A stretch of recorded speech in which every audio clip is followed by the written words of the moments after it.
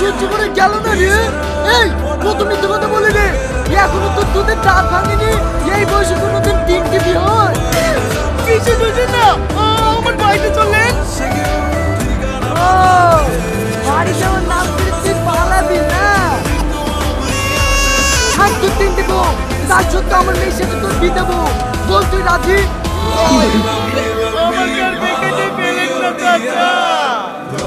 রমজান যা বলে দেখে লিয়ার, এ সোজা কোথায় রাজি হবে না, জোর করে আমার মেয়ের সাথে বিয়ে দেবো।